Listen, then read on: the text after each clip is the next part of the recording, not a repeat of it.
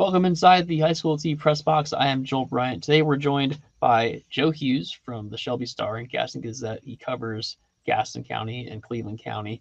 We're going to talk about his area, but just to give you guys kind of a rundown of what we're doing today, we're previewing the entire 704 region. Later we'll be joined by Matt Morrow from Charlotte Football Insiders. He's going to really dive into the Charlotte area. But for now, we're going to talk to Joe about his area. And Joe, where can people find your work and find you on social media? Yeah, you can find me at thegastongazette.com, shelbystar.com, Joe L. Hughes II on Twitter or X, whatever you want to call it on, or whatever day you want to call it. So, right. That's where you can find me at. Okay. So the theme of these episodes have been kind of just, how this year is all about the realignment and new classifications. Just generally, 5,000 foot view, what was your takeaway from realignment for the schools in your area? Did it kind of go the way you thought it would go? Yeah, pretty much did. I think the biggest thing was the nine schools that were put in the Southern Piedmont, where you basically took out, I think, a Thomas Jefferson and added a Stuart Kramer, which is dropping down from Big South, and then lumped in Lincolnton and West Lincoln, which adds a little juice to that, just a tad. So even though it's not a full-scale shift, it adds a little bit of juice that the conference might have needed.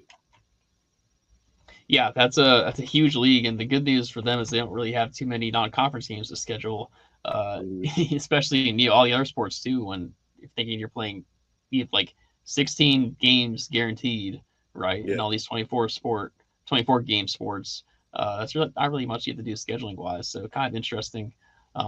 You're right. There are some natural rivalries in there that are going to make it fun, but I'm sure the most popular conference in your area is going to be the Big South, 5A, 6A.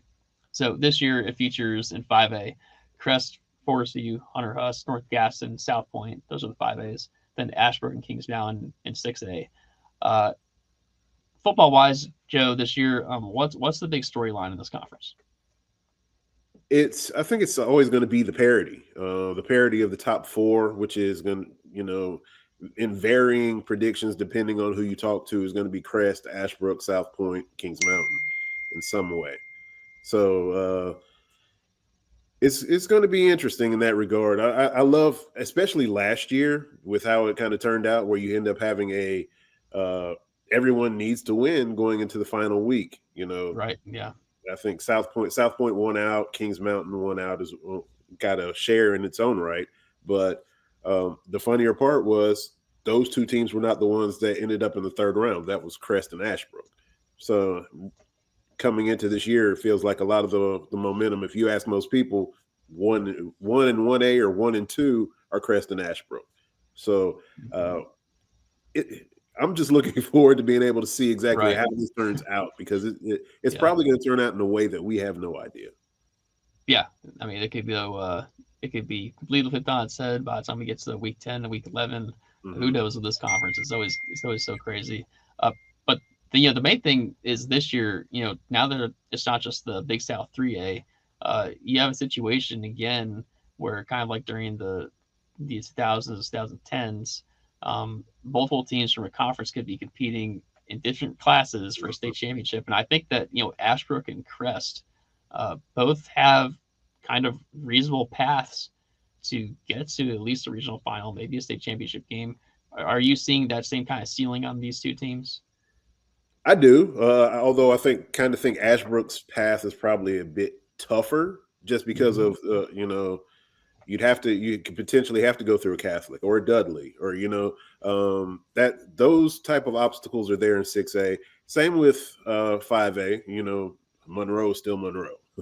They looked really good and really fast against Kings Mountain in that first jamboree, which kind of caught me just a little bit by surprise. But it's going to be fun to just kind of see how things kind of shape out, especially because of realignment. I'm really kind of looking at how does realignment shift these things that we kind of took for granted in previous iterations. There's going to be a change in some way. Who's going to get elevated and who's going to kind of slide? I'm interested to see what that's going to do. For anyone across the state watching, Joe, who are some players on both those two teams that you need to know about on both Crest and Ashbrook? Crest and Ashbrook. Crest, of course, quarterback Eli Hamrick. He's headed to Virginia. Split a little bit of time last year at AC Reynolds and kind of took over the reins later in the year for Crest. He's going to do a lot of things, whether it be passing the football, toting the rock just a little bit, because he's a handful at 6'5" and 220. So that's a big boy to try to bring down.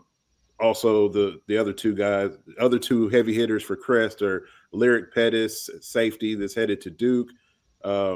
Devarius Pluto Surratt, he's headed to NC State. And Majay Thompson is starting to really catch some buzz, and he really had a good preseason slate for Crest.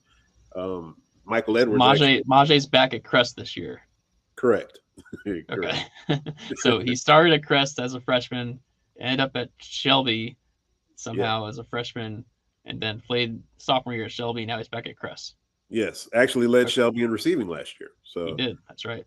And speaking of kind of shifting to Ashbrook just a little bit, you have the second leading receiver in Shelby last year, Tyler Morgan, who's also with the Green Wave. He's over there with TJ Armstrong, who transferred from Kings Mountain. He's in a quarterback battle with AJ McClain, the incumbent, who led them to 10 wins last year and two playoff wins in particular. Particularly that game against South Point, where he just dazzled. He did a little bit of everything, and he was just a blur. He was the fastest person on the field, period. You have Kwamel Scott for Kings Mountain. Have I said Caleb Gordon? No, you haven't. How can we forget? He's an important one. Yeah. he's pretty important. Yeah. 141 tackles last year, headed to Arkansas. Probably one of the – I've been doing this for around 20 years. He's one of the most sure tacklers that I've seen in that time. He just knows what's going on, what his role is, and just knows how to get there. He just finds a way. He's just an incredible football player. Just some kids are just born to play football, and he's just one of those dogs. Let me think of somebody else. Martino Smith for Ashbrook is going to. He reminds me a lot of an Alvin Kamara type guy, where he's just think you have a good tackle on him, and he's just strong enough to shell it off on somebody else. He also has the speed to just outrun people and can catch out the backfield. He does a little bit of everything. So those two teams are going to battle in October, and I'm looking forward to that game because I really feel that has game of the year type of buzz. Yeah, I can't wait for that matchup. Also, Savion Lindsay, Ashbrook as well, and then I think they always seem to be pretty big on the line. But I think the one kid this year's name is Jonathan Moore. I think is the kid that's the standout in that line. Do you have a? Go ahead. He's a Lenore Ryan commit. Jonathan Moore. Yep. Yeah. Okay, good. Do you have are you leaning either way? I know we got ways to go before this game happens, but are you leaning between Crest and Ashbrook some way? I've been waffling on this all week. If you look at star power, it would be easy to just pick Crest. Simply put, they're loaded across the board. They're big, fast, talented, just all of that. But if you look at the trenches, and trenches should be the main spot, that is the one place where I'm just like, I can't pick against Ashbrook in that regard. So I have you probably have to ask me in October, and I probably wouldn't have a good answer for you. But right now it's just kind of 1 and 1A because they are seriously, there's not much separating those two teams. Do you think there's a clear second tier in this conference between South Point and Kings Mountain, and maybe one of the other Gaston schools gets up in there? The thing is, I think South Point's probably closer than some would think to that first tier. Okay. In part because they're the type that can beat a Crest on a certain given day. I think Ashbrook probably gives them more problems just because of the fact that they're so much bigger and can kind of neutralize what they do with that red bone quite a bit, just because of their size and how their game plan and how they scheme. But we'll see. Kings Mountain, might take a little bit of time to figure it out. They're going to compete well with Shelby. Goodness, somebody's buzzing me today. You're a popular guy. Yeah, like it's funny how Well, stuff the happens when thing, you're just like, "Wow." yeah. As soon as you're on the cameras, that's when things happen. Uh, the thing with South Point, that quarterback, the guy that runs that complex offense, Patrick Blee. I Hmm. remember when 4 years ago he came in as a freshman, and people were like, "What in the world is this? Like this Yeah, kid is coming as a freshman and just like crushing everybody." That those kind of players, by the time they're seniors, they usually leave with a really really good playoff run in them. hmm, And I wouldn't be surprised to see South Point, just be one yeah, of these teams that just like ends up in the fourth round, and because they have such a star player in a senior year like that. definitely. And they have a ton of experience everywhere as well. Of course, Patrick Blee. You have Gavin Smith, who had 9 interceptions last year. Yep, yep. Kamari Crawford, who's another experienced guy, especially in the special teams game. He's great at flipping the field for South Point. Um, and the biggest thing for them is just the fact that they have such cohesion in their coaching staff that all they really have to do is coach. Hmm. And year by year, the names change, but you see the same schemes in place, and they just constantly work. And Okay. uh, that's kind of probably one of the more underrated parts about what they do. And what are you expecting out of these other three Gaston County schools in this conference: Forest View, Hunter Huss, and North Gaston? I think Hunter Huss is probably the most intriguing because of their losses. Of course, Z-Man Gladden was the latest to leave to go to James Island, South Carolina, reunite with Coach McCoy, who coached at Huss until 2019. Um, I'm just interested to see how that kind of works. Have Ethan Presley coming back or transferring from East Gaston, playing quarterback. Uh, I'm, I want to see what they do. Forest View should be more improved. Cooper Phillips at quarterback. They feel a little bit more content, even though there's less depth. It's Cooper Phillips or they're going to the Wildcat, which is, I really hope that they can protect them because that Right, is not how you want to live in today's football. right. And then North Gaston, I'm a little intrigued to see what North Gaston is going to do.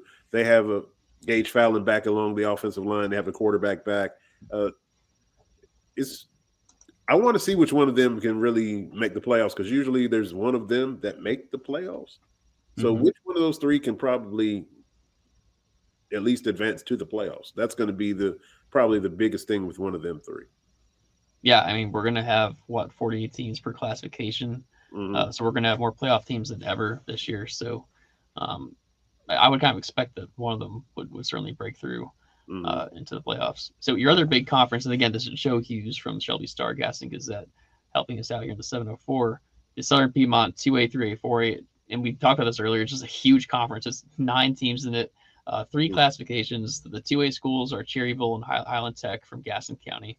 The 3As are Bessemer City, Lincolnton, Shelby, and West Lincoln. So it's a mixture of Gaston, Cleveland, and Lincoln County there. And then the 4As are East Gaston, Burns, and Stuart Kramer. Um, what was your first football thought when this league was formed? What was the first thing that popped into your head football wise?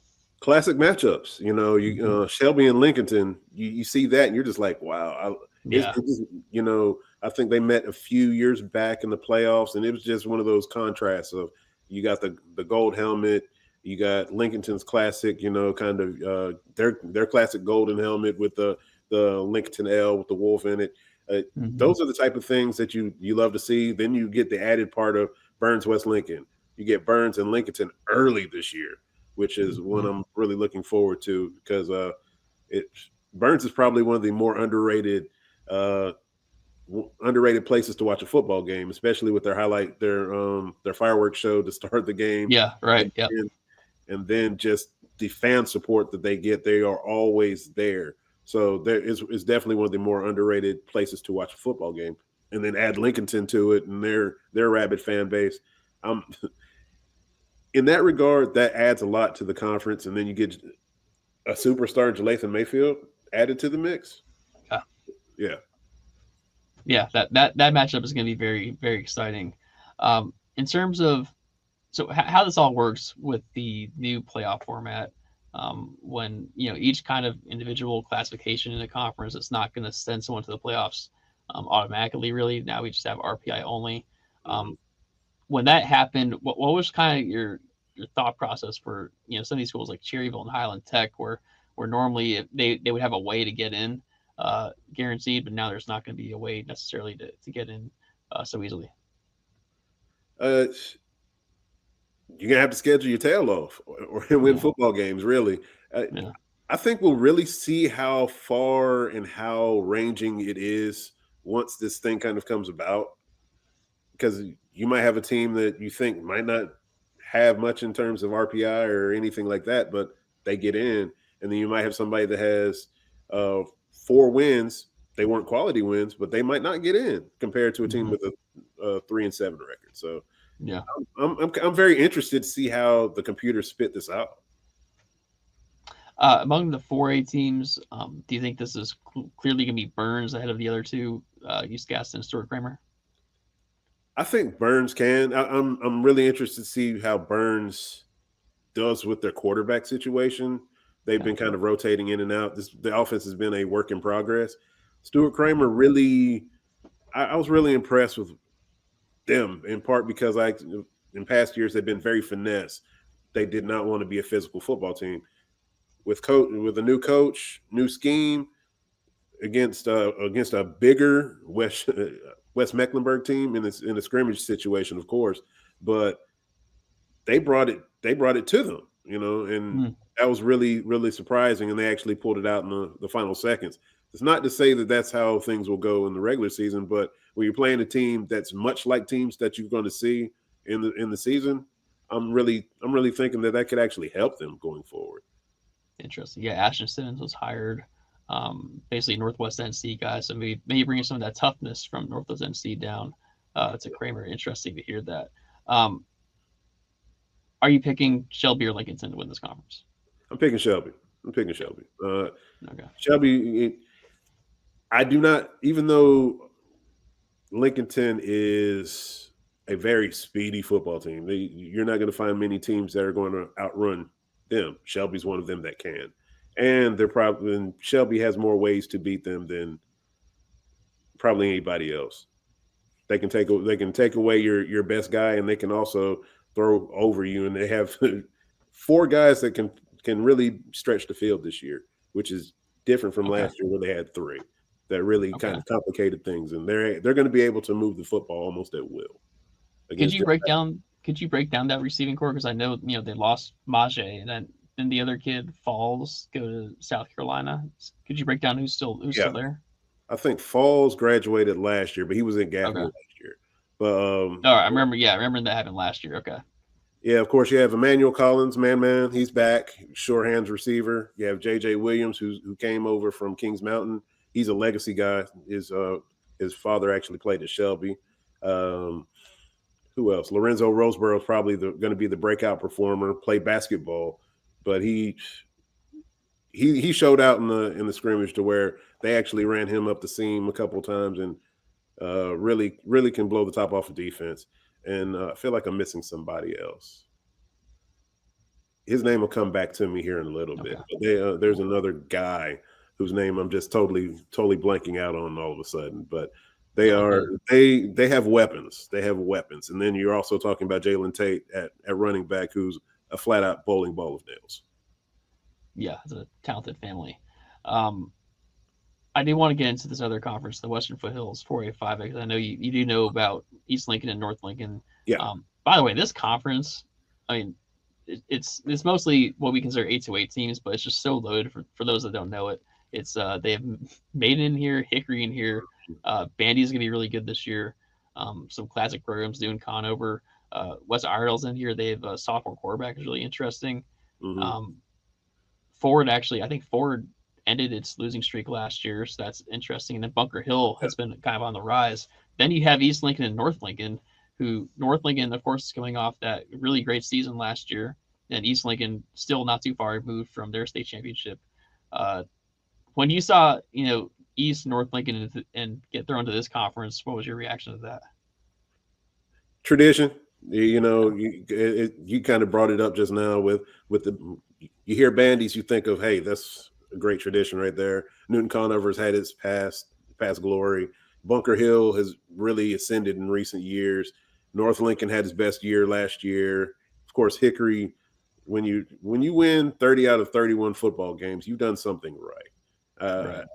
So you just have a lot of teams that are either have past greatness or have some recent success. So Yeah. that's really what you want, and really should bring some solid gate receipts for each team. Right. For North Lincoln, obviously, Coach Basil retired after last year, so that's a change. They also lost the 2,000-yard rusher Shannon Wingate Jr. to Maiden, so it's going to be a little bit of a kind of a changing year for North Lincoln. But I do want to get your thoughts on East Lincoln. A Wake Forest get a quarterback, and then they have a 4-star tight end in Jackson Dollar. So Grant Lawless throwing to Jackson Dollar. What are your thoughts on this team, and do you think they will kind of well, we'll get into the Hickory question after that, but just give me your general thoughts on East Lincoln. For East, I really feel like their season will be determined on how they match up front. Last year in that playoff game against Kings Mountain just continued to just run the ball right at them, and they could not do a thing about it. Despite Lawless throwing, I think he threw for close to 300 yards in that football game. Cannot remember off the top of my head, but no matter how explosive you are, if you can't stop the run, you're rendered useless. So they're going to have to really hone in on that, because I really feel that like they have the offensive firepower to compete with just about anybody. When it comes to North Lincoln, on the other hand, I'm really wondering about, they just have a lot of new pieces everywhere. They were a senior-laden football team last year, and outside of Landon Agee, you're probably wondering who else do they have, Right. And so you're gonna have a lot of guys who are going to show you exactly who they are, and we'll see pretty soon, because they take on West Lincoln week 1. Do you think this is definitely coming down to kind of East Lincoln Hickory thing, or can you see maybe Maiden or Bandies coming up and surprising either team? I think Maiden probably is the one team where everyone really feels like maybe we're not talking enough about them, especially with Shannon Wingate, who is another guy that's just a load to bring down. I would not want to have to try to tackle him in the whole. He's just a handful, and he's proven that year after year. We have a couple years of evidence of that now, and going to a multiple offense like Maiden's, that should actually make him even more of a weapon to me, if you take my opinion. Yeah. Okay. So who would you pick to win this conference right now if you had to? I know it's still a long ways to go, but to me, I'm still going Hickory. Hickory's not lost on JV over the last 2 years either. So they've won 30 of 31 varsity games that they haven't lost on JV in 2 years. It's gonna be hard to slow them down, I think. Yeah, I'll still go Hickory, even though I do believe that East Lincoln's closed the gap a little bit, just because of the fact that I don't kind of compare the JV deal, because you have guys that are floating that are probably freshmen and sophomores playing varsity ball.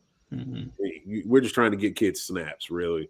But if East Lincoln is able to be explosive and actually able to keep teams from running the football down their throat, anything's possible for those guys.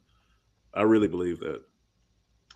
Any other teams in your area that we might have missed? I'm still getting used to all new conferences and whatnot. Any other teams that I might have skipped over by accident? Mountain Island Charter is going to be intriguing. Yes, yep. They got thrown into that separate conference deal, the football only conference. Yeah, go ahead. Yeah, you have Andre Ramsor, who he just continues to get better at running back every year. Josh Moses is going to be good as well. Josh Eden, he had 17 sacks last year. Doggone, the wide receiver's name is slipping my head right now, but he had a dazzling freshman season, and he's really going to make things a lot easier for Javon Boyd at quarterback for Mountain Island Charter, who's stepping in for the now departed Gaston County passing leader, and Grayson Harvey. So, okay. The freshman, I think it was Andre Ramsey as a freshman last Andre year. Ramsey. Yeah, Yeah, Andre Ramsey. yeah, 829 yards and 7 touchdowns as a freshman. And the thing with this program is like it seems like they just no matter what they're always gonna have a quarterback that can Mm-hmm. like unload the ball deep. And so yeah, interested to see how the new quarterback does.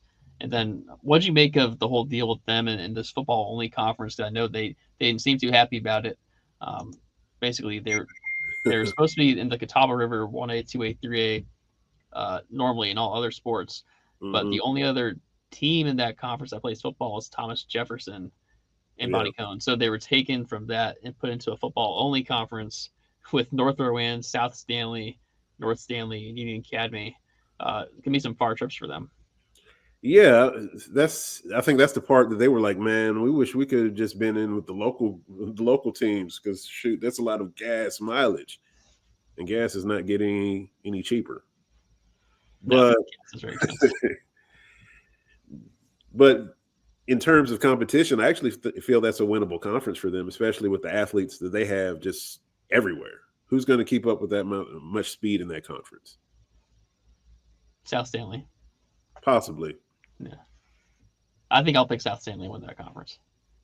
But typically, yes, like year in and year out, I expect Brown Island Charter to be vying for this conference championship if this one stays put. So yeah, I guess your point. I guess your point. Uh, anyone else I might have missed? Any other schools? I think we covered about everybody, Joe. I know Lincoln Charter is starting its first season this year too. Yes, and isn't Coach Bias leading that program? That he is. Okay. That he is. Have you heard anything from them? Any kind of expectations for what they're going to be able to do? I haven't heard as much from Lincoln Charter, even though Yeah. they went. I think they went 6-2 last year in the JV. They played the JV schedule last year, so and they won a lot of tight football games. So Okay. if they play and win a lot of tight football games again this year, you'll know exactly why. Got a lot of moxie. Okay. Good to hear. We'll have to monitor them. Well, Joe, I really appreciate your time today. Thanks for coming on and telling us about your schools and in Gaston County, and Cleveland County, and Lincoln County. Again, where can people find you and find all your work at? Yeah, again, GastonGazette.com, ShelbyStar.com, and on X, Joel Hughes II. So be on there during football season in particular. So it's going to be a fun year. It should be. I'm looking forward to hearing from you throughout the year, and he always does a great job down there. So, guys, give him a follow. Next up, we're going to have Matt Morrow from Charlotte Football Insiders. All right, we're back with Matt Morrow. He is the leader of Charlotte Football Insiders down in Charlotte. He does an outstanding job with the kids down there. He puts on events for them, puts on showcases for them. He covers them. He has a weekly show. Matt, before we get into the 704 here, just kind of plug everything. Tell people about yourself and where they can find your work. Oh boy! Well, first of all, it's a lot. Yeah, thank you for the opportunity, Joel. The best way to follow our stuff, Twitter, and my Twitter is right there on the screen at Petman704. I pretty much try to link everything that we do on there. But we have a Facebook page, Charlotte Football Insiders. Instagram is Charlotte Football Insiders. YouTube is Matt Morrow 1932. You can follow us on all those platforms and see everything that we do. We, like you said, Joel, we do have showcases. We do those twice a year. We did our first media day this year. Hopefully that'll be an annual thing that we'll do in the 704 area for schools whose conferences don't do a media day. Yeah. There's a lot going on. There's a lot going on, especially this time of year, but it's exciting. It's a fun time. It is. And, Matt has an incredible work ethic. His whole team there, these guys are really passionate about high school football, and they're passionate about kids and giving them opportunities. So go ahead and give him a follow. Thank you again, Matt, for coming on, and we're just going to dive right into it. So obviously with realignment this year, everything's different. We were talking about this before. The way that Charlotte kind of had its conference set up is very interesting. So effectively in football, so we have the MEC Power 6 conference, which is a 7A, 8A conference, and that has a lot of the most historic programs in Charlotte. I'm curious, Matt, what was your first reaction when you saw this conference with Butler, Independence, North MEC, Chambers, Mallard Creek, and West Charlotte come together? I mean, it's a ton of tradition. One of the ways they market that conference is, I think some of the people say it's the conference of champions. And, with those programs from a football perspective, you've got a lot of champions. I mean, you got West Charlotte coming off their championship last year. Of course, we know what Chambers has done the last couple years before, kind of some changes over there. And then, of course, Butler back in the fold with Brian Hales back, ironically, with this conference. Right. And then Mallard Creek being a part of things as well with their history. So it's a great conference, and I think week in and week out you're going to have some great football there this season. And as a fan, would you have liked to have seen kind of like that power more spread out over these conferences, or do you kind of like that as kind of concentrated in just one league here? I mean, me personally, I like to see it spread out just because I think that gives, those teams a better shot of not beating up each other before they get to the playoffs. Yes. But I mean, you got what you got. Right. And nobody's gonna back away or shy away from the challenge in that league. That's the thing I think a lot of people don't realize is the wear and tear that these teams go through, in October, when they're playing each other before they even get to the playoffs. That it's a cumulative effect, and it certainly impacts what they can do when they get to the playoffs. It makes it harder on them because they've been playing all these like playoff caliber games already. So that's something that a lot of people don't really think about. For this conference, what's your biggest storyline in this league? Man, I think probably West Charlotte competing at a high level consistently all throughout the conference is probably the biggest storyline. Everyone's got their target on them, coming off the championship, even though they feel slighted because people will say, well, you won a 3A title and you didn't play anybody. I think their response to that week in, week out will be fun to watch. I think also the other part of it is, how does this league ultimately shake out when you got so many, talented and well-coached teams going up against each other? Realistically, you could have, if it comes together, you could have 4 teams vying for the conference title. So that's going to be a fun race to watch. Are you also kind of a little upset that we didn't get that West Charlotte Huff rematch scheduled this year? I was hoping that they would do that, but it doesn't seem like it's going to be the case. Yeah, they've had some fun banter throughout the summer, and it's funny when I went to visit West Charlotte. And Coach Griner, we did that interview, and it had been going before that, but when we did that interview, I was able to go to Huff the same day for a commitment ceremony, and it just lined up, and I decided, well, let's put these videos together. And then that kind of amplified that even more. I think it's funny in Charlotte, most of the time these things have a way of working out, and you think about through the years the old battles with Vance and Huff in the playoffs, and Mallard Creek and Huff, and all those kind of different little rivalries that happen. They have a way of finding themselves in the playoffs, and I feel like this is gonna happen. It's gonna happen in the playoffs, and where it should happen. And if it does, hopefully they can move it to Memorial Stadium, because that would be a well-attended event. Put it that way. Yeah, I think all of us are kind of hoping that that game will happen in the 8A playoffs. They're both certainly going to be. They both certainly have a chance at it. So that's for sure. I think a lot of people know the big names in this conference. So I think what I want to do, since you're so well researched in this area, who are some of the guys in this conference that you think are going to have breakout years, or guys people may not know about now that you think they should know about? Ooh, okay. Let's do one per team. Okay. All right, we'll start with West Charlotte. And this young man started to break out during the playoff run last year, but the running back Emery McLean Jr., I think is a player that you'll have to keep an eye on. West Charlotte has so many talented skill guys, but the fact that he was able to produce so well in that playoff run, especially the game at Hickory really stands out. He was over 100 yards and I believe a touchdown run.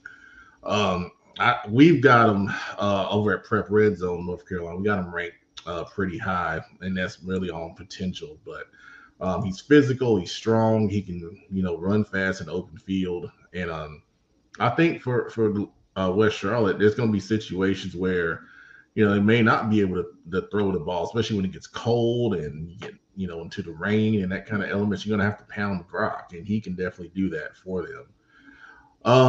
For Independence, I think a guy to watch out. It's hard to log good players in all these teams. Yeah, trying to choose one is really difficult. I'll go to offensive lineman Nori White. Now, for us, we know him because we dig deeper into these prospects. But for those that most people don't follow the offensive line, but Nori White is a huge, literally, prospect on the offensive line with great size. And Independence lost a couple linemen that were talented at graduation last year, so they're going to depend on him even more in that run game. And they got two great backs with Jaden Jones and Travis Hill. So his play is going to be really important up front. For Mallard Creek, Perry Justice, the quarterback, I'm going to name him because last year he was part of a 3-man rotation at the position, and it never really kind of got settled. But Coach Tinsley, has raved about him and his progress this offseason. And, we talk about Mallard Creek, the defense is going to be good, and it's always a question on whether or not that offense is going to do its part to pull them over the hump. And if Perry plays well this year, that's going to be a huge plus for those guys. Yeah. When you get down to Butler, there's been, obviously some change with that program, and Coach Hale's coming back, which I think is really going to help them because before that happened, it was, a little touch and go. But he was at the media day, but I don't think a lot of people know him, and that's Tyler Dent. They got him listed as an athlete, but he's really strong on the defensive side of the ball, especially kind of playing some corner, and he can play a little bit of hybrid safety linebacker also. But I saw him at the Gardner Webb camp. He looked really good in press man coverage. And it'll be fun to see what he can do offensively as well, because we haven't really seen him on that side of the ball too much so far in his career. We talk about North Mech. Zaire, I think his last name is White, I believe. I need to look that one up. But he's an athlete. He's very talented. He's got an offer from Elon. He's very fast. More so known on the defensive side of the ball for what he can do at the DB spot. But anytime you have that kind of speed, you want to get the ball in his hands. Coach Vereen, said that he's a part of an offense where they're going to have two running backs that, will attack on the ground. And he's going to be kind of the lightning. And there was another young man at the media day that's going to be the thunder. So that's a name to watch for sure. And then for Chambers, Zion Haley. He is a player that I've liked the past couple years. He's a dual threat quarterback. He can really run. He is a dynamite track athlete. And, Captain Munderland, the head coach at Chambers, called him the heartbeat of the team and a major team leader. So he's going to be a player. If Chambers plays well, it's going to go off of the back of him. So a lot of talented guys and a lot of names you don't necessarily hear a lot with these programs, but they're going to be ones to watch for sure. Awesome. Just hearing just thinking about the names of the coaches in this conference too. You just mentioned Captain Munderland. I mean, Brian Hales is back. DJ McFadden. I mean, the coaches in this conference are just it's so loaded in that regard too. Yeah, and there are a lot of different personalities too. And you didn't even mention, Sam Griner. Griner, yes. The Tinsley. The social media star. He'll like that. But I have to say Griner is one of the funniest people I've ever met. He's just a naturally funny guy. He's one of a kind. He's definitely one of a kind. But they're all different kind of personalities too, and it makes it so cool because, we've had a lot of coaching turnover in Charlotte, but you got all these kind of long time guys that have been here 4, 5, 6 years, and some even longer than that in the case of Coach Hales. And it's really great to see. When you have that, you kind of build, some really special relationships, and then you build, those rivalries like Independence and Butler, for example, Mm-hmm. or West Charlotte and Independence, which, you know, after the media day, there was some conversation that was going on between DJ McFadden and Sam Griner still about their scheduling. About that one game that never happened. Yeah, yeah. So it's funny. It's funny, but it's also enjoyable to watch, man, Yeah. because And it's a time where you don't get that much anymore yeah. in the coaching world. Yeah, it's all in good fun too. That's the important thing. Yeah. And I also like the direction that Coach Daryl Vereen is taking at North Mecklenburg. He's an alum of that school, I believe. And anytime you Hmm. get someone who's an alum of the school leading the school, just like DJ at Independence, you know they really, really care about those kids there. And he's a good example for them. He made it out of North Mecklenburg. He went to Tennessee, and I Hmm. think those kids respond to that, seeing that example. So I'm optimistic about what they can do over the next few years here as well. So we were talking about Huff a little bit. Let's just go over to their conference. So they're the Greater Charlotte 7A 8A. Yep. So they have, it's interesting. They have Myers Park and South Mecklenburg in this conference. Garinger Hmm. is also 8A.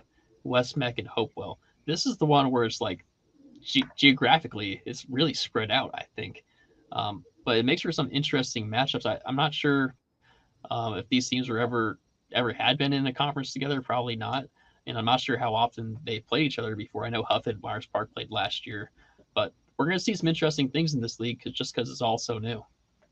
Yeah, it is an interesting mix of location and teams. One of the things about this league is I heard from a couple different coaches that the conferences were kind of designed not only for football but for other sports as well, and they were looking for kind of like that balance across all sports. So from a football perspective, this league is definitely unique. Uh, that's the one way of putting it.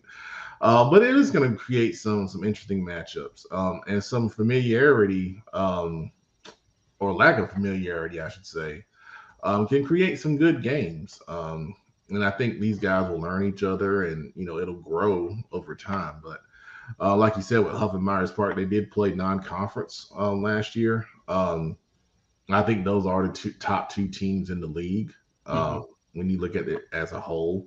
Um, I think the biggest question is who's going to be third behind those two, because you got South Mech and West Mech are my two favorites there, because Hopewell and Yeah. Garinger with new coaches, they're trying to kind of get solidified and get everything on board. And with Joe Evans at South Mech and BD Waddell at West Mech, they've both been there a long time. So I think those two are the best bets to compete for that third spot. Um, and I think that matchup will probably, define who gets that spot there. Yeah, that's a good call on that one. I do want to ask you about Coach Sneed, Grant Sneed, new coach at Hopewell, and Coach Wilson at Garinger. Mhm. I thought these are two good hires. The Garinger one, especially, I have a lot of respect for Coach Wilson and the fact that he, is willing to take this job on and he knows what it's going to take. He knows it's going to be a process, and the fact that he, really just wanted to, take the challenge on and prove what he can do with the program. I'm very fascinated by that hire. What do you make of that hiring of Coach Wilson and Garinger? Well, the main thing is for Garinger, I'm glad they got someone who's been a head coach before and has been Yeah, established. yeah, That's been one of the major issues for that program, is they've been taking on a lot of guys who have not been a head coach before, and and that's one of the hardest situations to come into, just being a head coach, period. So having someone experienced and then having someone who really wants to be there, like Coach Wilson has said, numerous times, those are two major pluses for that program. And then what's not been talked about a lot, but he's been able to bring on a pretty good staff. who has worked with him before. And when you're at a place like Garinger, it's going to take a village. It's not Yes. one guy is not going to be able to just turn that program around. And I'm impressed with the guys that he's brought along with him, guys that have worked with him in the past. They know his expectations, and that's just going to make things a lot easier as far as trying to implement what they want to do on both sides of the ball from a schematic standpoint, but also supporting these kids outside of the building, which is going to be the major thing. Yes. Coach Wilson has talked about picking up kids, bringing them to practice over the summer, taking them home, a lot of long days and a lot of long nights. But he's dedicated. He's locked in, and he is 100% on trying to establish, that program and get it going in the right direction. And I'm one of the few people that coached against Garinger when they were good and they were in the playoffs when they hosted a playoff game. And I can tell you, it's like with any school, if you get the right coaches, if you're able to build the right, kind of structure around it, and keep your kids, you can have success. And I'll tell you, for a couple years, 2000, oh gosh, I'm getting old. The early 2010s, the early 2010s, Garinger they were good. They were well coached. Yeah. I think it was Coach Carter, and after he left, he went to South Carolina, and they had another guy who took over, and they still had the structure there. But when he, kind of left that program is when things kind of went down. So, a lot of people say it's impossible. It's not. It's not impossible at all. You got to have the right support from an administrative standpoint. And at that time, Garinger had that, and they had a good group of kids. And they were disciplined. They ran a shotgun kind of double wing system. And then defensively, they were smart, and I've seen it. And people look at me like I'm crazy when I say this, but they were tough. They were tough, for their level, back then. A big thing is going to be just getting the kids who are in the hallways already, out to play. I know I talked to a couple of kids there when we did that Mecklenburg County prospect day thing, and those kids were like, "Yeah, it's my first year playing. I want to come out and play under Coach Wilson." Mm-hmm. And I said, "Yeah, that." And I instantly go like, "Yeah, this is the kind of stuff it's going to take here." And the fact that he was already getting early returns on guys participating like that in the spring, that's very encouraging. And I suspect that their numbers are going to be a lot larger this year than what they have been. That's a safe assumption, I think. Absolutely. Hopewell, what do you make of the Brandon Sneed hiring? He was previously the OC at Mallard Creek. What do you know about Coach Sneed? I know a lot. It's funny. We actually coached together way back in 2008, I believe, at Waddell High School when that was still open, for athletics and everything.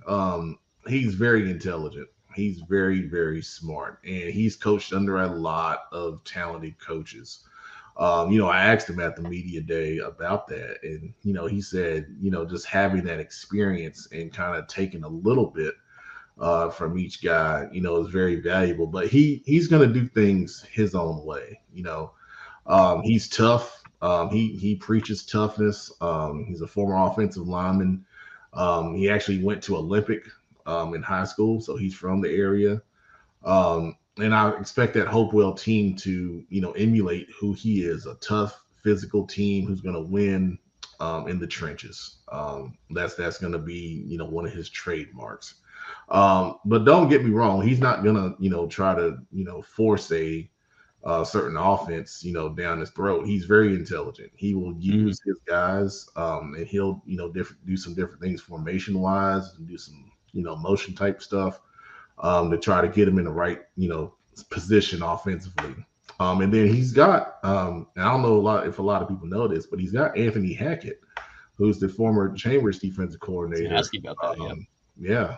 He's their defense coordinator at Hopewell, and we saw him in a scrimmage, and they're running that Chambers system. It's a high pressure man coverage defense, and that's what you're gonna get. Yeah, Hopewell's another school where they've had moments before, just like Garinger. Like there was a couple of seasons back in the 2010s where they had pretty good years, so it's definitely possible there as well. Absolutely. before we move on from this conference, I do want to go a little bit deeper into Huff and Myers Park. We'll start with Myers Park. So last year, they didn't have quite the season they wanted to have. I mean, there's plenty of college prospects on this team. They have a 5-star edge rusher. They have a couple of sons of Clinton Portis who are going to be college players. They have a Duke commit at wide receiver. I know last year they had some injury stuff, but what was your takeaway from them last year? And do you suspect that they're going to be really turned around this year? Well, for last year, losing their quarterback hurt a Yeah. lot. That really hurt them offensively. He was and you saw him in week 1 when they played Independence at Bank of They America. came back and almost won that game. Yeah. And that's who they were going to be. That's the type of team they were going to be. His dual threat ability, his arm strength, throwing to Brody Keefe and Chaz Portis you mentioned at receiver. That was a huge loss because behind them they had a couple of guys, one who will probably figure to be the starter this year, but he was a freshman last year, so that was asking a lot to try to step in and play to that kind of level. So that really hurt them a lot last year. This year, I will say I think what they went through last year is going to help them a lot this year. Because the young freshman got in toward the end of the season and played well. He's trending to be the starter this year. I don't think he played in the Jamboree last week, though. They played another young man who looked good as well. But I believe Rizzuti, the young left-handed quarterback, will be the starter there. The biggest key, I have 2 big keys for Myers Park, one being their offensive line. And they've worked hard this offseason. I've seen a couple of them out at some camps and things. And they look big, they look strong. A couple of them are starting to get some recruiting attention. And then defensively, if they can stop the run up the middle. You mentioned some of the defensive talent they have. Of course, everyone knows Rodney Dunham, the 5-star you mentioned, committed to Notre Dame. But I don't know if a lot of people know some of the other people that they have over there. They have Damod Lewis, who will probably be on the other side, came over from Valentine Ridge, another talented defensive end. And then his brother is also there, Diego Lewis. And he might play inside. And if you got those 3 on the defensive line, that's a lot. And then in the secondary, Josh Hines, talented safety, committed to Charlotte. You mentioned the other Portis, who's committed to Miami, playing at DB. They have Orlando Brown also on the outside. He's got an offer from Syracuse, I believe. But I think the key that brings it all together, and this is a name a lot of people don't know, but Hank Thrasher, their middle linebacker, all-conference player, he is going to be the major key to bring that together because he can stop the run on the inside or help stop the run on the inside. A lot of people aren't going to be able to throw on Myers Park with those DNs pressuring off the edge. Yeah. I don't know if I'm an old offensive line coach, and you got Dunham on one side and you got Lewis on the other side. You can't really slide protection. And if they do decide to blitz and man up with the talented corners they have, it's hard. It's hard. That's why I think people are going to try to run on them. And if they can stop the run, they're going to be a really good team. And a lot of people aren't talking about them.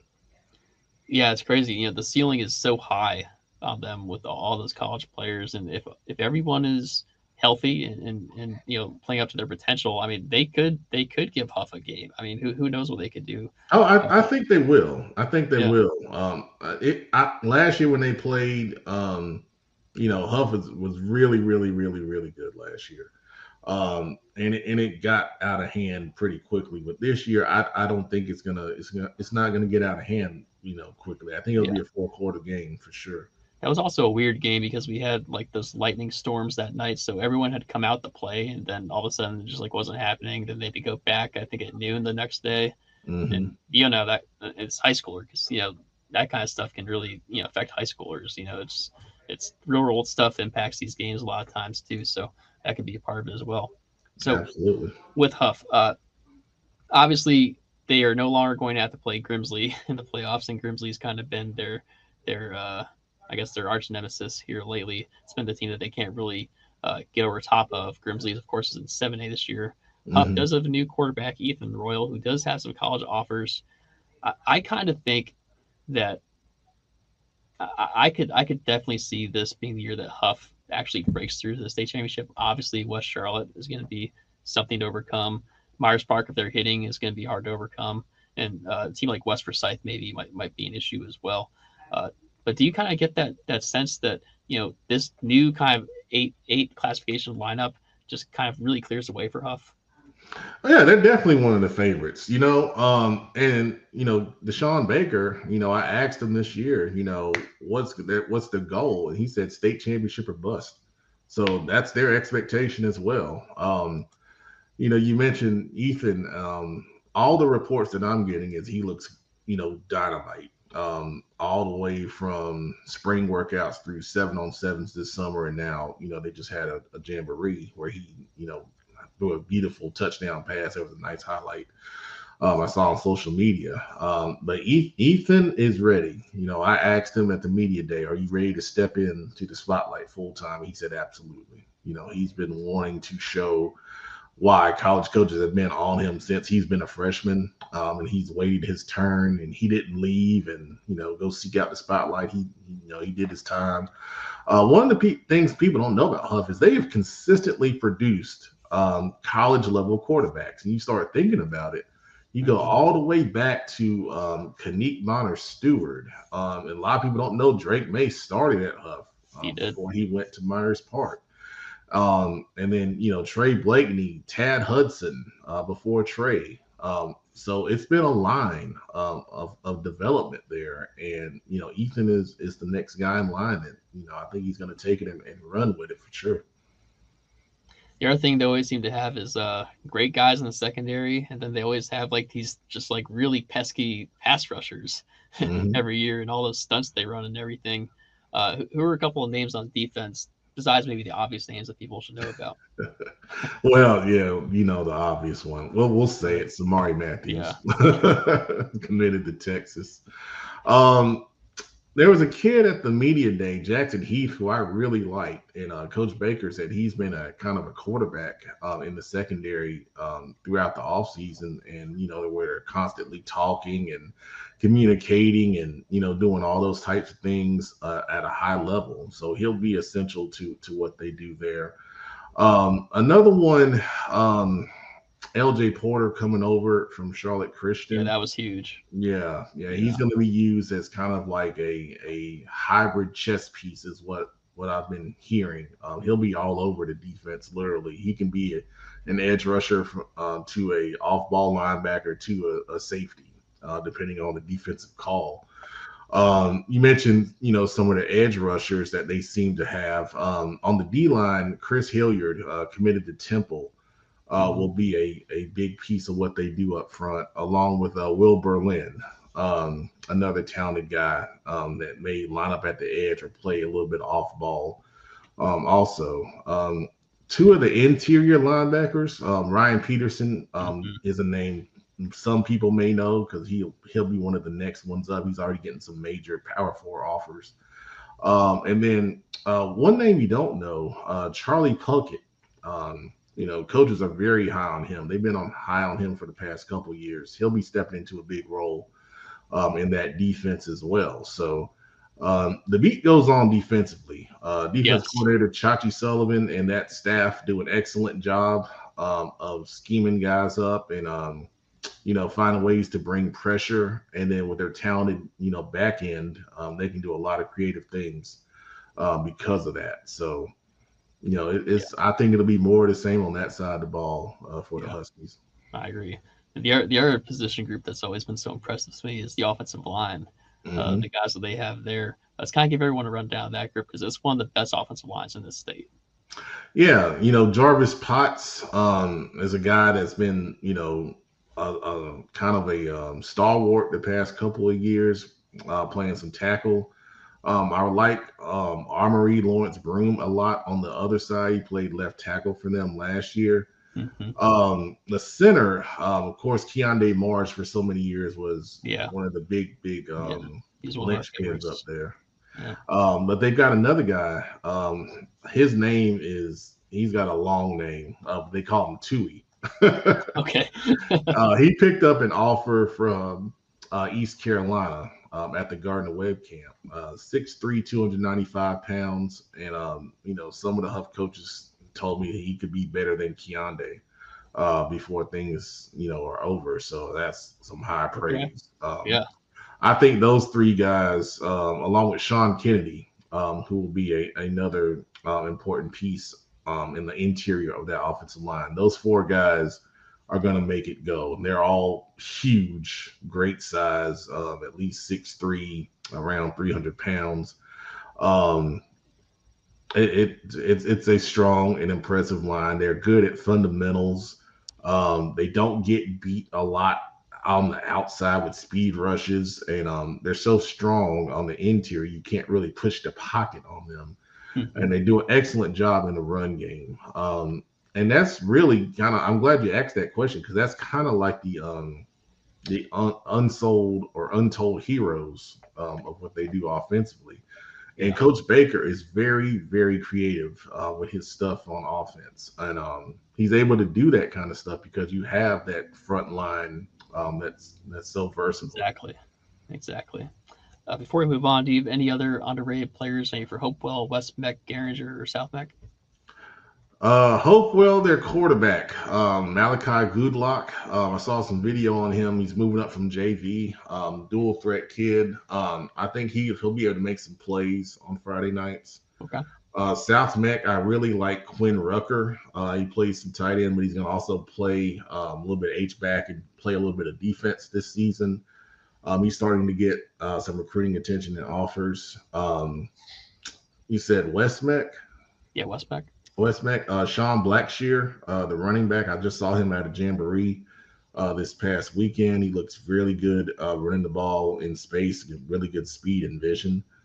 And then Garinger, Angel Vasquez, offensive lineman and defensive lineman.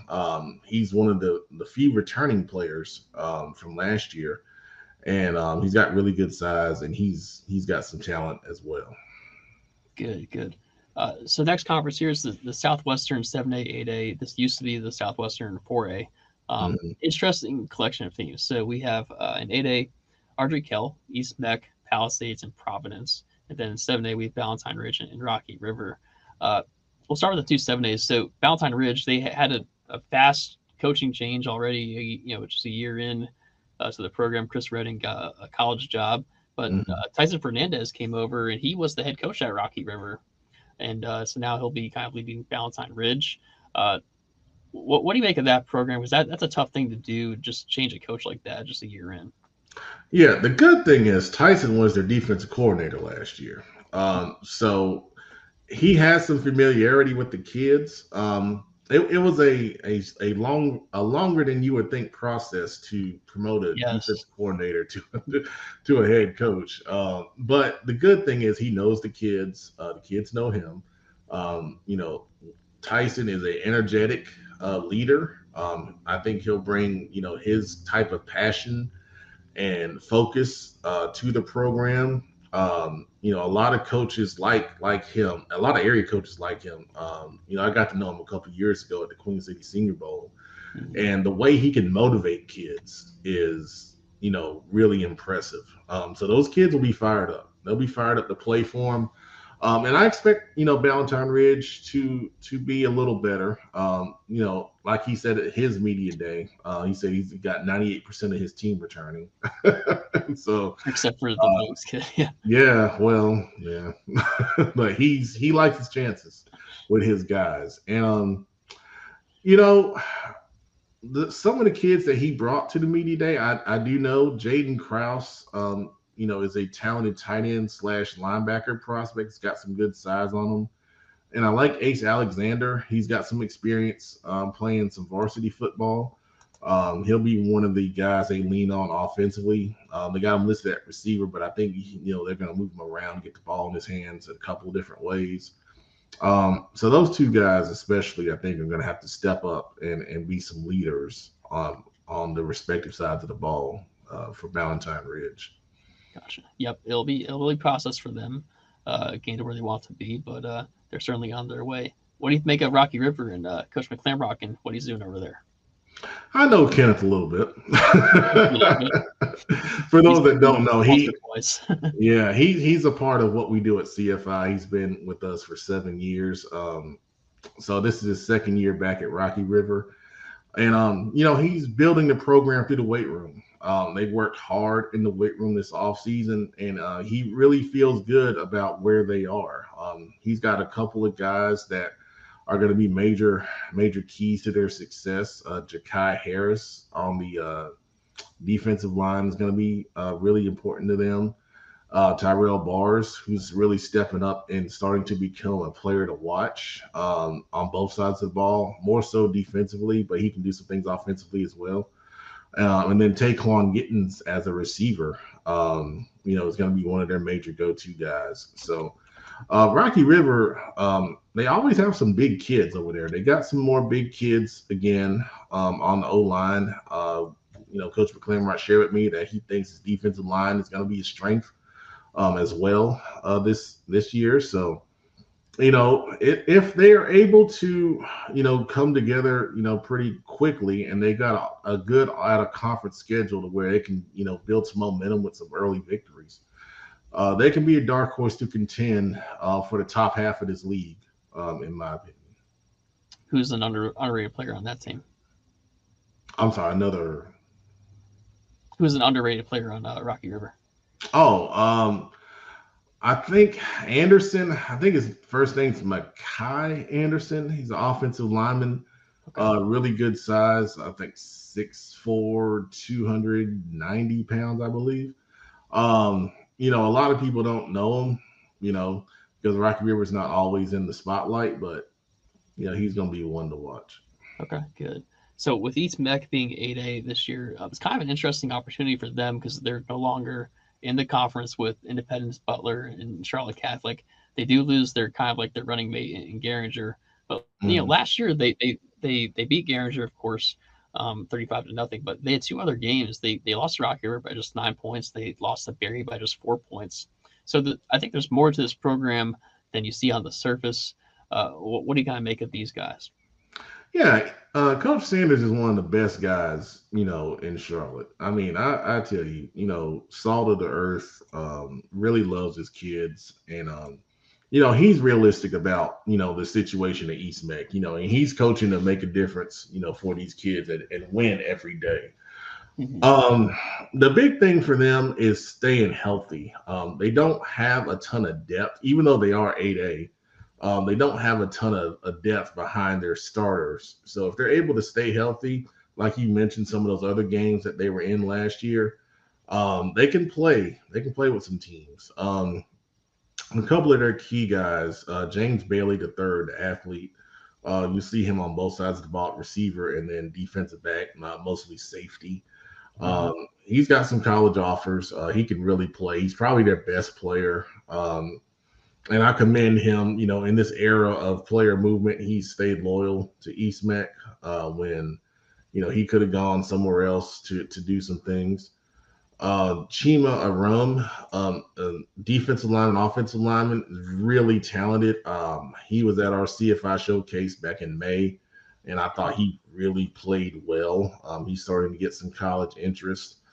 They've got a new quarterback this year. Their other quarterback left the program, but he did come to their media day. And he looks like he's got a pretty, good physical base around him. So he's going to be essential to what they do. They really like to throw the football, at East Mech. So his performance is going to, go far to their, success this season. So they've got a chance if they stay healthy. They can compete, with a number of teams in the area. So, I really want to see success for them. That's for sure. Yeah, Coach Sanders is a good guy. Now, I am so curious to hear how you sort through these last three teams. So we have RGKL, Palisades, and Providence, also 8A. Palisades, of course, won a conference championship last year, maybe ahead of schedule. Maybe some people didn't see that coming, but they did. Providence, this is the same deal where they no longer have the kind of Independence Butler Catholic kind of cloud over them, really. And that's a very talented team with a lot of power four talent on that team. And then Ardrey Kell, I mean, just the epitome of consistency. They're always so just regularly good. How do you see these three shaking out here in this conference? My prediction out of those three, I have Palisades winning the conference. I have Arthur Okay. Kill second, and I have Providence third. Okay. Okay. I think I'd probably go Palisades, Providence, and then Ardrey Kill. But I could see. I mean, I could see it going your way too. Who are some of the guys on these teams that people need to know about? Man, that's a lot. A lot. It is a lot. We'll start with RG Kill. You know, um, for them, Tristan Rivest at running back is going to be a major key. He was their leading rusher last year, and he'll make things go once again for them. Nathan Mbanya on the defensive line will be very important to them. I think on the back end, they've had some really talented guys graduate, so they're going to need their defensive line to really kind of play well and be the engine while those new guys behind them get coached up and get ready to do well. Offensively, Moses Harper is a big offensive lineman. That's going to be a big key for them in the run game. I expect that they're going to run behind him a good bit. Jeremiah Jones on the outside is a 6'3" receiver who's talented. He's come to our showcase. He's got a lot of potential to do some things on the outside. And then Jack Curtis, the former RGKL quarterback who did so well back in the day, who's breaking records at Carleton College, by the way. His little brother is now stepping in to be the starting quarterback. Okay. And that's, if he's half as good as his brother, they're going to be good on offense. That's for sure. Coach Joachim is a defensive guy. He'll have his defense ready. He's done an excellent job throughout the years. I coached against him when he was a coordinator at RGKL, and I was at Myers Park. And they were always very tough to try to scheme up. He always had something new. And we played back in the day. And he's kind of brought that, to his head coaching tenure at RGKL. So they're always going to be tough. For Providence, we know about a lot of the top end talent there. Keelan Shelton, you'll see on both sides of the ball as a receiver and then playing some edge rusher. He's really good. With his size, to see his speed and the way he moves in open field is incredible. He's got a good bit of offers. He should have more. I think he's dynamite. Of course, a lot of people know Corey Cunningham, the star defensive tackle, who's just continuing to get bigger and stronger. He's going to be a major force for them. One name you don't hear about, but he's essential to their success, is Colton Bogan, middle linebacker. His tackling machine, heartbeat of the defense. I know Coach Ward really, really likes him.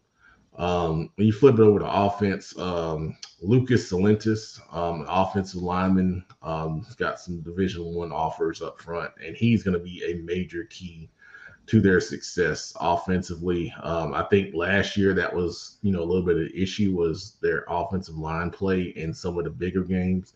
If that offensive line is better, and it will be because they've got a great offensive line coach, they're going to be a lot better. Octavio Oliveira at the receiver spot, highly heralded kid, has been two-time all-conference. He was their team offensive player of the year last year. And of course, Jackson Debe at the quarterback spot. I know, I don't think he did as much in the offseason. I think he plays baseball as well. I think he had a little bit of a baseball injury. But if he's 100% and ready to go, of course, that's a major, major plus to those guys. And then Caleb Vines coming over into their program at the running back spot. I love his, dynamic ability. He's a 3-down back. He can do some special things in space. And I think last year that's something that was really missing from their offensive attack was that balance. We knew they could throw the ball, but they weren't as strong running the football. And if they're able to get that going, it can be a really strong team from an offensive standpoint for sure. Yeah, this is a team where I'm kind of big on them. Like I think if everyone stays healthy and it all clicks, like they could be the team that surprises people. It's kind of one of my like breakout team kind of deals this year. Um, let's go on to the Palisades. Obviously, they won the conference last year, the South Beck conference last year. Hmm. How do you think they will rebound from that? Well, I picked them to win this one. And the big reason why is what they've got up front on the offensive line. They've got a lot of talent that a lot of people don't necessarily know. Up front, I love Tim Hames. He was a freshman varsity center last year, and you don't see that a lot, especially in Charlotte. And he's gotten even stronger and bigger this year. They got Ephraim Holmes. Was another talented guy up on that offensive line. In the backfield, Lincoln Wise is back as the primary running back. And he had a nice, jamboree last weekend. Cole Huff is now their quarterback, and he's, got a good bit of talent behind him. Um, I mean, we can go on and on with these guys. Defensively, Nick Rankin, who can play some offense as well. He's got a little bit of a package, from a Wildcat standpoint. Mm-hmm. KJ Bonds on the corner, I believe he's committed to James Madison. He had a lot of offers this offseason. Elijah Bachiller is a safety prospect who's very athletic, and he's got some college offers. Hudson Nolden back on the offensive side at the tight end spot. Has been there the past couple of years. He's a good blocker, and he can catch the ball down the seam. So there's a number of guys for Palisades, and I'm just scratching the surface. Yeah, they've done a great job with that program, getting it upstarted. Coach Simmons does a good job. He's really established kind of an identity with that team and the culture with that team, and that's the biggest challenge to starting a new program is just kind of like carving out the identity and culture. So he's done a good job with that. Yeah, can I say something about Coach Simmons? Yeah. Yeah, the big thing with Coach Simmons is he will go out and number one, promote his kids, and then number two, stand up for his kids. Yes. Even even on social media, he will advocate, and it's good to see that because your kids see that, and then they it builds a stronger belief in you as a coach, and we've talked a number of times throughout the years, and in building that program, he felt like he needed to do some things to accelerate their development, hence your point earlier about them winning, the conference ahead of schedule last year. And, he's got a good staff around him too. And those guys, do a really good job of, putting their kids in positions to be successful. And, they're a dark horse contender, for an 8A championship. If they're able to find some big plays offensively. I think, sometimes last year they were a bit, it took, 7-8 plays to get down the field. They had a little bit of a big play threat, but they're able to increase that this year. They can be a dark horse contender for a title. Awesome. I like it. Now I want to go quickly through the new Catawba Shores conference that's in your area there. So the new Catawba Shores 2A, 3A, 4A conference. Essentially, this is basically the charter schools being put together. So in that conference, you have CSD, you have Christ the King, you have Corvian, which obviously made that big run last year. I think Langtree is starting up football this year. Pine Lake Prep is the only 3A in this conference. Then you have Lake Norman Charter, which is back in the football conference, and then Lincoln Charter, which is also starting up. I was curious what your thought on this would be. It's weird to me that Mountain Island Charter wasn't in this conference. Why do you think that was? There has been a good bit of talk about that, even going back to the appeals process with the NCHSAA. It was said that some schools didn't want them in the conference, and I'm not privy to why.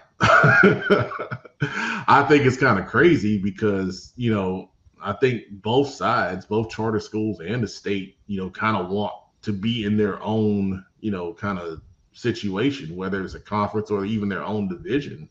So if you have an opportunity to do that, I don't know why you don't do that, but it would be a seamless fit, in my opinion, because like you said, all the other ones are there. So I don't know why, that didn't happen, but we kind of got what we got.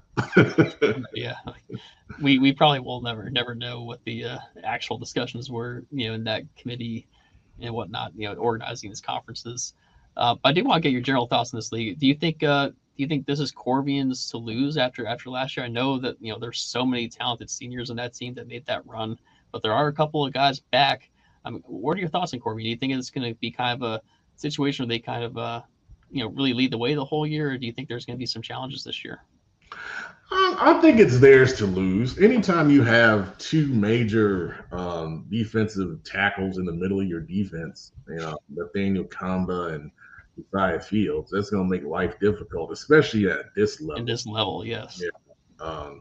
And they still got, some athletic kids, that are going to make a difference, for them. I think defensively they're going to be fine. I think they're going to be really good defensively. Offense is going to be their big thing. When they lost A.J. Jackson to graduation to go play college football at Hampton. So good. And then they had a couple other guys who were kind of underrated in Cameron Johnson and Noah Best. That's a lot of production to replace. And I think that's going to be their challenge if they can, score enough to kind of get back to that state championship level. But as far as the conference goes, this conference is theirs to lose. Yeah. In this league, do you have any kind of underrated guys that stand out to you that you want to mention here? You mentioned Pine Lake. Thomas Kiefer is a really talented linebacker. I think he had over 100 tackles for them last year. Was an all-conference player. Who else did you mention there? You mentioned Lincoln Charter. So it's a Community School of Davidson. It's Christ the King, Lincoln Charter, Langtree Charter, Lake Norman Charter. They also have Bradford Prep doesn't play football, but they're also in this league. Yeah, Lincoln Charter has a talented quarterback prospect in Braden Walden, a name that most people don't know, but he's a 6'4" athlete who is really going to develop well under Mike Bias, who is a bit of a legend out in the Lincoln County area. That's going to be a name to watch. For CSD, Coach TJ Albert, his son, is going to play a big role in their success, probably on both sides of the ball, like his brother Brandon Albert did, the past couple of years for those guys. Lake Norman Charter is going to be rebuilding a little bit. Their all everything guy, Major League, graduated last year, so they're going to have to replace him with a lot of production. Did that cover everybody there? I think so. I think we got everybody. Okay. Truthfully, I just don't know much about Langtree and Lincoln because they're new programs. I just don't really know too much about them. I know Christ the King is the new coach. But it should be interesting to see how this plays out with Corwin coming off that big run. Before we go here, I do want to get touch on some of the teams from the kind of surrounding counties. I know you cover all the counties around Mecklenburg County too. I want to ask you about Ashbrook because Ashbrook to me is a team that I think they kind of broke out last year, right? They kind of came together last year, but I think this year they could take it to the next level. They were in our preseason top 25. I think in that 6A class, that's a team that I keep thinking about as with a real chance to contend for it.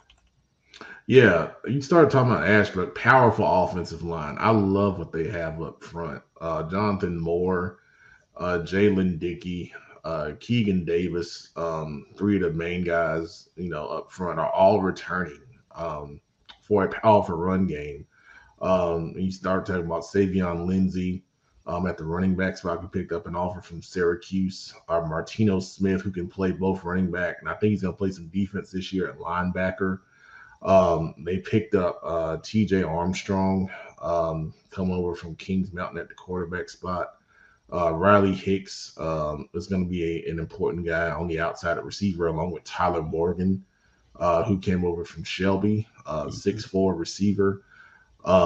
So you might see a little more balance from them offensively, but anytime you can run the ball like Ashbrook can, it's going to open up so many things for them. And then defensively, where they really shine, Caleb Gordon at the linebacker spot committed to Arkansas. He's just gotten better and better and better exponentially throughout his career. Cormel Scott is a high-level defensive lineman who can play edge or defensive tackle. And they got Kennard Early in the back end playing some DB. So at all three levels, they're sound. They're going to be coached well. Coach James has done an excellent job in building that program the right way, and now they're seeing the benefits of it. So I think they have a very strong team. Yeah, these guys, they have a chance. They have a chance at it. I'm curious about your thoughts on Mooresville as well. It feels like everything has been kind of building to this year for Mooresville, this senior class they have, the 2026 class with KJ Gillespie, the quarterback Rody Norman, the tight end. I feel like Mooresville.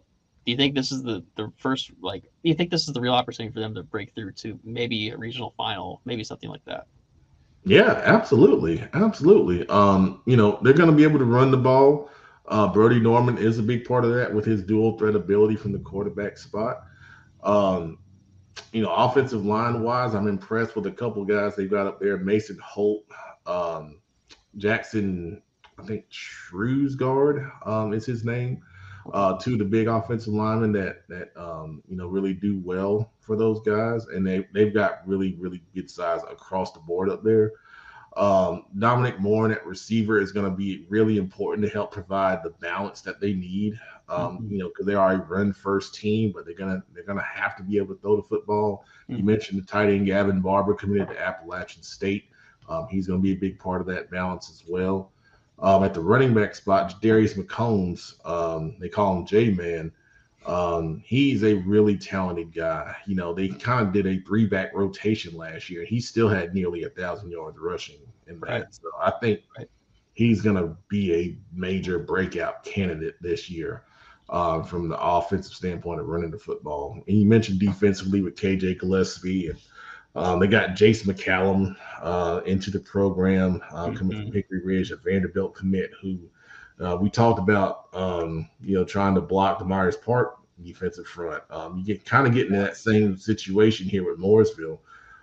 Jack Nealon is coming to that program as well on the defensive front. And then, I was told that they have some other guys that are going to be a part of that rotation up front. Tanner Finity at the linebacker spot is going to be a major key to their success. He had over 100 tackles last year from that linebacker spot. In the secondary, Jordan Cleaves has come into that program. Been told he's playing some corner for them and help, kind of play some offense as well. He's a dynamic player that gives them some help at that spot. If they had a weak spot, I think it would be the secondary because of graduation. But it's not going to matter if you can't get the ball off. Right. Yeah. Yeah, they're going to be pretty fierce in that front seven. The team that they're going to be playing week 1, Matt, Weddington. Obviously, everyone knows that Weddington won the 4A championship 2 years ago, and they still have the entire Thomas Davis contingent there, the Harris twins and TJ Davis at linebacker and the Harris twins on the defensive line. They got this kid, Miles Funderburg, in from Providence Day. I assume that he will be maybe a part of that as well. But my thing with Weddington is I'm trying to figure out, what is the offense going to be like this year? It's a second straight year they've had a cup with a new quarterback. What are your thoughts on that Weddington offense? And do you think that they'll be able to get things going enough for that defense to just really shine and pull along through the playoffs?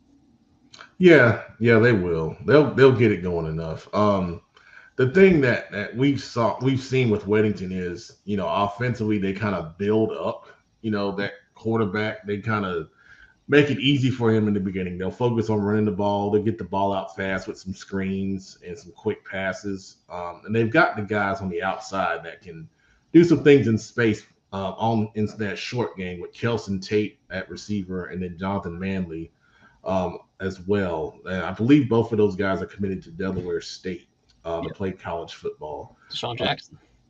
Yeah.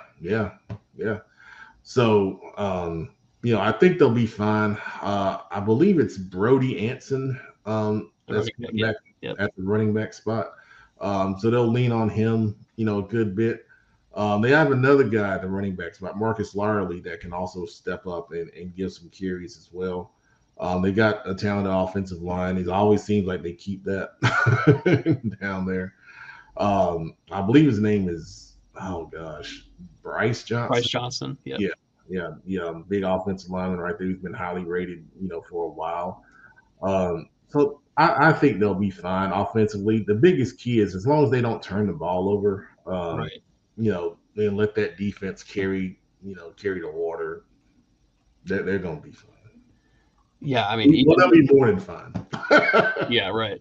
Even with all the good teams they're going to play, I would not be shocked if they were averaging maybe 10 points allowed a year this year on defense. Who are some of the guys that you think people might know about on the defense, maybe in the secondary or around TJ Davis that they should know about? Because obviously everyone knows about the stars they have. Oh my gosh, yes.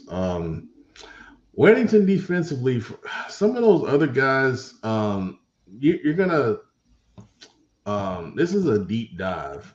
Rex Okay. Conlon is a Yep. guy who can play some defensive line, come off the edge a little bit. Hmm. I'm trying to think of this other kid's name. Oh, he is the other linebacker. Oh my gosh, why can't I think of his name? I I know was that just Coach Capone spoke really highly of Rex now. Conlon. Now I want to look his name up. Yeah, it's all good. It's all good. Another player, the I believe the safety James Colonna is another good returning starter that they have. Yes. They have a lot of guys who are just disciplined players and smart players there. You never see this team really make mistakes. And I think that's something that really helps them because you'll play teams where they're coming up with all these penalties somehow, like pre-snap penalties and like stuff after the whistle, and you never see that out of this group under Coach Capone. No, Coach They just take Capone care of it has well. done it. Coach Capone's done an awesome job, and a lot of people don't know, but before him, they were good as well, Hmm. but they were before him, they were known, they just couldn't break through on that Hmm. state championship level, but he's taken it to that next level under his leadership. And it's something to be said about that. And it's not easy. Like, people It's think not. you get all this talent and it just kind of happens. I mean, I can remember a couple years ago, Chambers went down there in the playoffs and just blew the doors off of them. It was the same year James Pierce was there, and he was a senior and just absolutely wrecking shop. And they went down there and just destroyed them. And you know, it was the same deal. And then the next year they broke through and got to that state title game and won. So, um, yeah, you got to give him a lot of credit for sure. Yeah. Then, do you have any other kind of big thoughts in Union County this year? Because that the whole area is not just Weddington there. I mean, Monroe won a state championship last year. Do you have any big thoughts in Union County? Yeah, I mean it's really good football down there, and I made a joke the other day that they don't talk a lot. Like, you see the media They day. really don't. Now that I think about it, they really don't. Yeah, Yeah. yeah. Sun Valley is going to be really good, even though West Charlotte had their way with them at the Jamboree this weekend.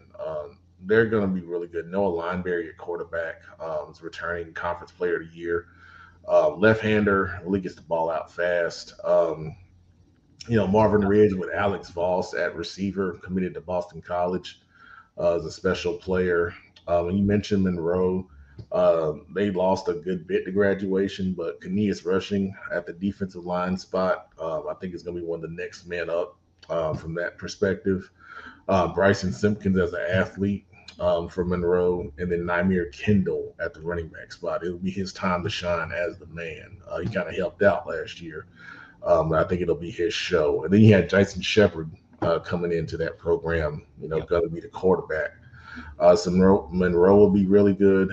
Forest Hills, been a strong program the last few years under Coach Dees, going deep into the playoffs. Kylan Polk will be a name to watch down there, along with Josiah Oxendine at quarterback spot. Mhm. I like Kai Finazzi a lot at the defensive line spot on the interior. So, um, Porter Ridge with Ryshawn Elmore on the Yeah, ECU outside. commit. Yeah, really talented kid. Um, Cuthbertson, Mason Iovino at the running back spot. Rushed for over, I think, 1,200 yards last year. Yep. He'll be another major name to watch. So there's a lot of good talented football down in Union County. Yeah, good coaching, good talent. One thing I'm fascinated by is the the quarterback that was at Union Academy last year, Parker Frazier. His father became the AD at Marvin Ridge, Mm-hmm. so Parker's now at Marvin Ridge. I suspect he might be the quarterback there. If he continues his ascension, albeit it was at 1A, but if he continues his ascension there from Marvin Ridge, that could be something that helps them be a surprise in 7A maybe. Yeah, that's gonna be a thing to watch because they lost Braden Rediger to graduation, and then Zach Lee they also lost in the backfield as a really good running back. So Mm-hmm. his dual threat ability will Yeah, be a major part yeah, of what they do, and Marvin Ridge does a good job of scheming some things up. So yeah. um, I really like Coach Aubrey Carter and his staff down there. They've been consistently good, throughout his tenure. Yeah, I agree. Before we go here, just one more county I want to ask you about, and that's Cabarrus County.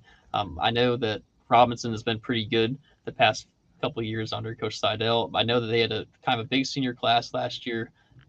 What are your thoughts on Robinson? Do you see them as the favorite in that new South Piedmont Conference that they're in? I have them as the best team in Cabarrus County right Okay. now. Um, they did lose a good bit to graduation, but they got some good stuff coming back. Their running back duo of L.J. Watson and Ennis Styles is Mm, really going to power that team early on while they work in a new quarterback in Ari Greenfield, who Coach Seidel is really high on. He's told me multiple times this offseason he's going to be dynamite. So okay. excited to see how he develops. They have to develop some new receivers, but they've got a good offensive line. Elijah Shue, they call him Bubba. He's committed to Elon. Um, they got another guy in Justin Smith, who's coming to the program, who's going to be talented, 6'3", 285. They've got Colin Felker up there. They've got a couple other guys. So the offensive line is going to be strong. Defensively, they did lose a good bit as well, but Landon Harding on the defensive line, will be an important piece along with Cam Tucker in the secondary, who's extremely fast. Who's starting to get some recruiting attention as well. So, I think Robinson's going to be really good once again. Okay. And then there's also that kind of funky conference, the Greater Metro Conference, where Ale Brown and Cox Mill, Hickory Ridge, and West Cabarrus are in that. But it's with Berry Academy. Central Cabarrus is also 6A, and then Harding and Olympic are 6A. So it kind of combined like the 6As from Mecklenburg, also with the 7As from Cabarrus County. Do you have a favorite in this conference? I've gone back and forth about it. Um, I'm settling on Olympic as the favorite, but I've got A.L. Brown as a contender, and then I've got West Cabarrus and Central Cabarrus as dark horses. Okay. You know, Olympic has a senior quarterback in Chance Cato, who's really good.